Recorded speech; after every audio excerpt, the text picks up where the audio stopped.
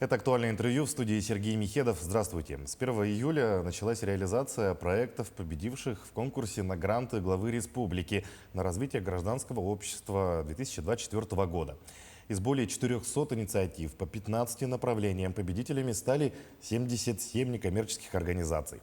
На реализацию проектов Минмолодежи Якутии выделит более 100 миллионов рублей.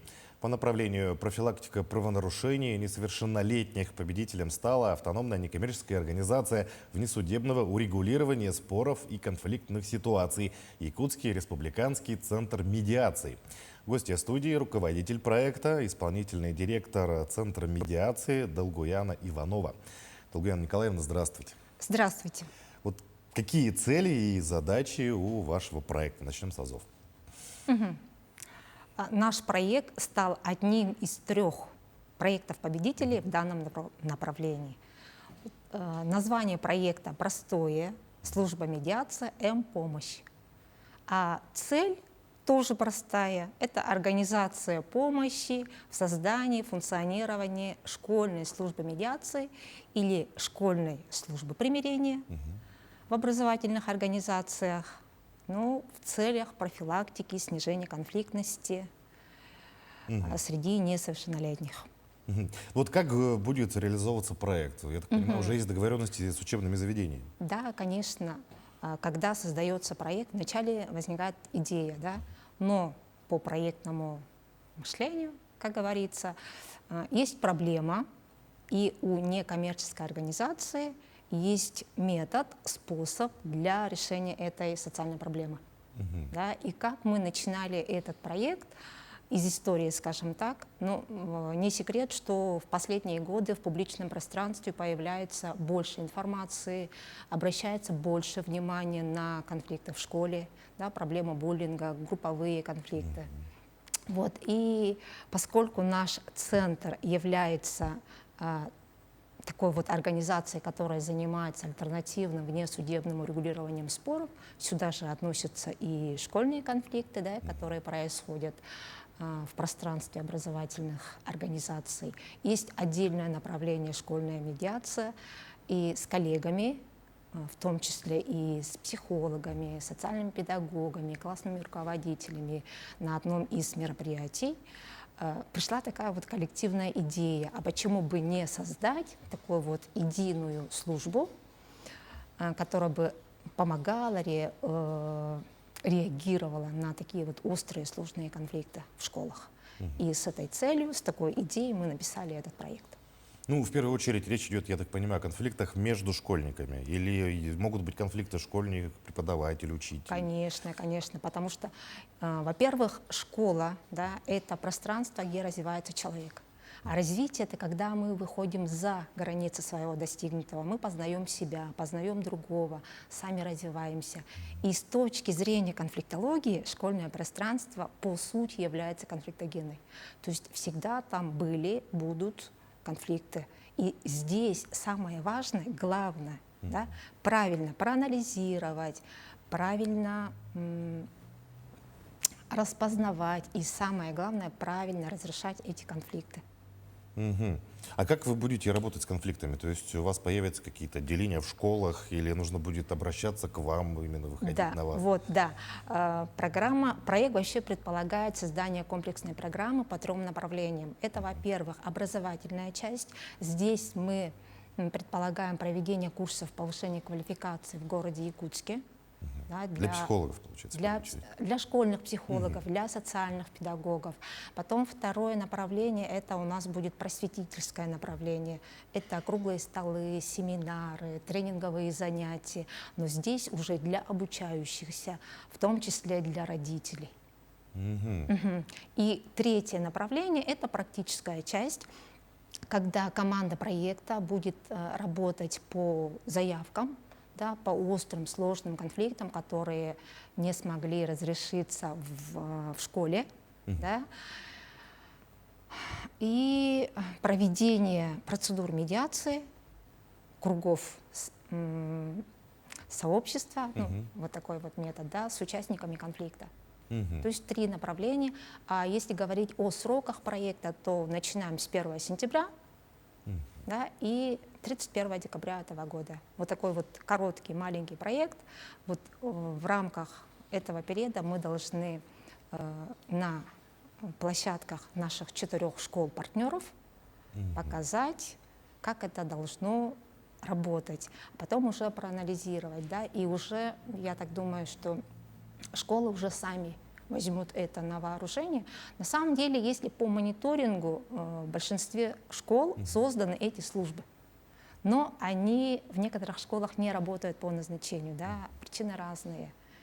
И в этот раз мы попробовали с коллегами поработать в этой сфере. Ну, то есть, получается, за полгода вы планируете обучить педагогов, психологов школьных, да, как вот работать в таких конфликтных ситуациях? Да, конечно, но... В первую очередь такая цель. А это и речь идет о городских школах. Будут ли участвовать сельские школы? Может быть, до Арктики доберетесь? Да, партнеры по данному проекту, вот в указанный период реализации проекта, это 2 городские школы, Саха политехнический лицей, СОШ номер 2 и 2 школы Хангаласского района. Школа номер 1 имени Яковлева и Мухсоголовская СОШ.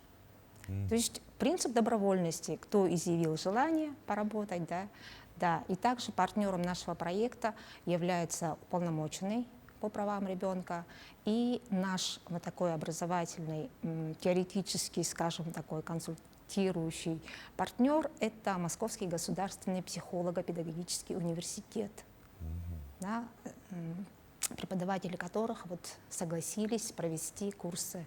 То есть они к нам сюда приедут в Якутск, и здесь лекции. Посмотрим, как получится. Или дистанционно, может быть, даже, да? Часть дистанционно, потому что, да, есть там некоторые нюансы по бюджету проекта.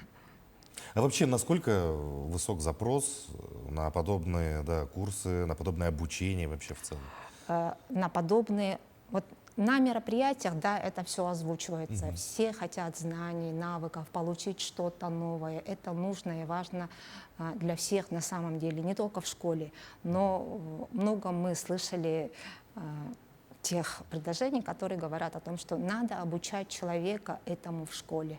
Культуре конструктивного поведения в конфликтной ситуации.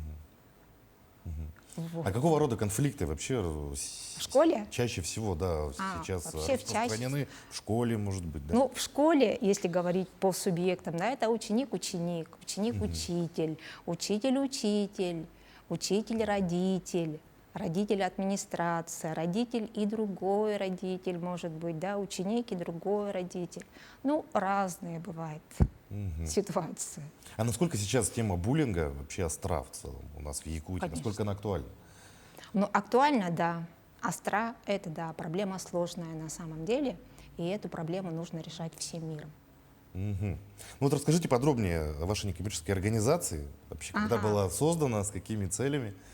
Наша некоммерческая организация, наш центр, скажем, да, центр медиации, он был зарегистрирован в 2018 году, вот, в целях развития медиации как альтернативного внесудебного способа урегулирования конфликта во всех сферах жизни и деятельности. Ну, конфликты, мы знаем, бывают везде, да, семейные конфликты, доводящие до развода, бизнес-конфликты, которые доводящие до потери бизнеса, медицинские конфликты, межнациональные конфликты, бытовые конфликты, конфликты с соседями. Вот во всех этих случаях возможно применить этот способ — медиацию. То и есть организационные конфликты, трудовые конфликты. То есть до суда, например, да, люди могут к вам обратиться? До суда, во время суда и даже проблемы. На стадии исполнительного производства. Есть вообще федеральный закон, да, о медиации. Вот призываем это такое, внедряю. А вообще кто чаще всего обращается к вам за помощью? Ну, на сегодняшний день чаще обращаются по семейным конфликтам. Да, это когда развод, это когда раздел имущества, это когда вопросы алиментов, это когда, ну, спорные вопросы, конфликтные ситуации по общению с ребенком. Но есть и бывали юридические лица, поэтому есть своя некоторая маленькая практика. А вы, может быть, работаете с общественными организациями? Если да, то с какими? Ну, общественными организациями, конечно, мы дружим, сотрудничаем. Вот в рамках этого проекта я назвала наших партнеров. Также мы работаем и с учебными заведениями. Наш один из первых партнеров по развитию медиации — это Институт психологии нашего университета. Мы сотрудничаем с реабилитационным центром «Берегиня» в рамках семейного МФЦ. Сейчас мы на основании соглашения также работаем с управлением ЗАГС при правительстве. Да. Мы заключили соглашение с управлением службы судебных приставов, но это семейные вопросы. Вот. Мы дружим и будем работать в рамках их проекта и в рамках нашего проекта с фондом «Харысхал». Так, сотрудничаем с Национальной библиотекой. Мы выезжали еще и в улусы. Вот как вы можете, да, оценить эффективность вашей деятельности? Да? Вот, например, семья, да, находится на грани развода, приходит к вам. Вот каков процент вероятности того, что вам удастся решить их конфликт, сохранить эту семью? Когда в целом не только семья, да, вообще конфликтующие стороны, когда приходят на начальной стадии конфликта, да, бывает легче.